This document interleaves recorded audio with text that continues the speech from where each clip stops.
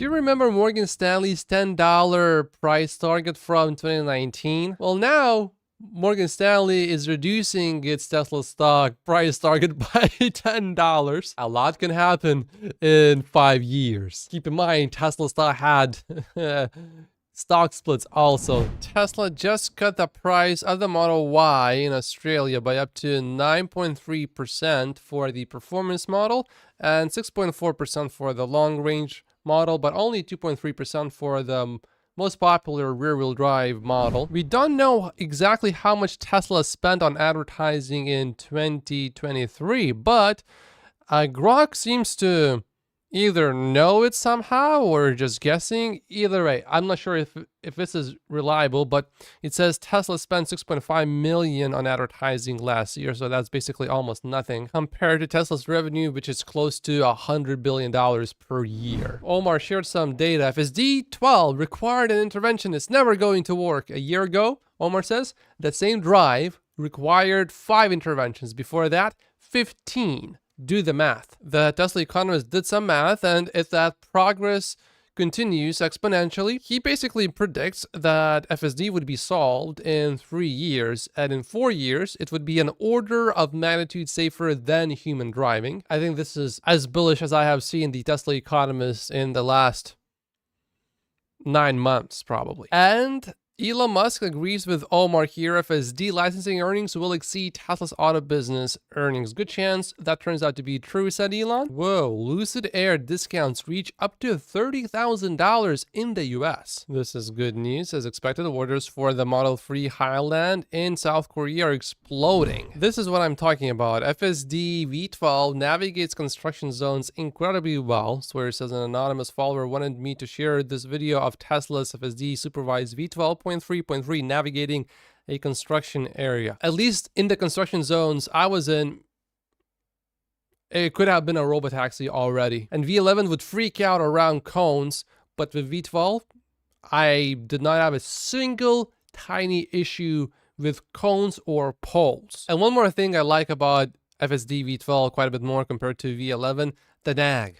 The nag is nowhere near as bad in V12. It's still there, but it doesn't annoy me anymore. And to beat the nag, I can still turn up the music volume. I don't need to actually try to turn the steering wheel. I just turn up or turn down the music volume by a little bit. Regular Truck says 0 interventions, a 28-mile ride. He says, I am floored. One more thing I noticed about V12, which is slightly annoying, but I think it can be easily fixed.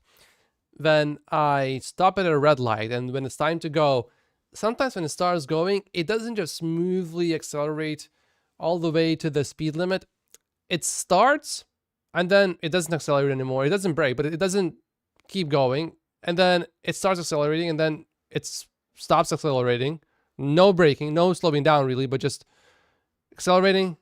It's like this sort of like, why can't you just go smoothly? It didn't happen every single time, but if I had a passenger with me, I would have been asked, why do you keep doing that? The first few times, probably the passenger wouldn't mind, but after the 7th time, I would have a question from my passenger that I would have to answer. Maybe just Canadian traffic lights, I don't know. I haven't heard anyone say anything like that. And in the videos that I see, FSD videos, I don't see that behavior. So maybe it's just Vancouver or Canada thing. And I definitely relate to Omar here. I am starting to see more and more often it reacting to stuff before I notice it. The highway stack on V12 is a substantial improvement over the V11 highway stack. Unlike the city stack, it's not end-to-end, and it isn't a shocking improvement over its predecessor, but it's a solid update that resolves a lot of issues. After I had a phantom braking situation on V11 in the city,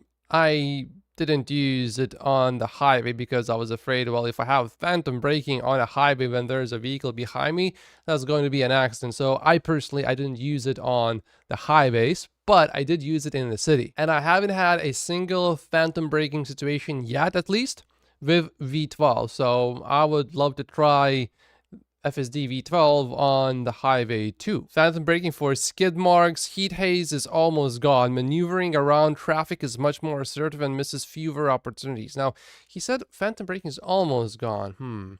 Does that mean it just slows down much slower? Because when I had phantom braking on V11, it was It was not subtle. It was, okay, we gotta stop now, otherwise we're gonna crash, kind of phantom braking. On the other hand, with V12, often it notices things a few milliseconds before I notice them. For example, the vehicle starts slowing down. I'm like, why are you slowing down? And I turn right, and oh, there's a car coming. That's why. Okay, that makes sense. Now, in all of these cases so far, I would have noticed the thing that I had to slow down for, but it's just an extra nice feature for the slowdown to start happening a bit sooner. It makes me feel safer. Speed control around other traffic is much improved. Unusual intersections and lane configurations are better handled. Yeah, speed control, that was another thing that I had a slight issue with V11 on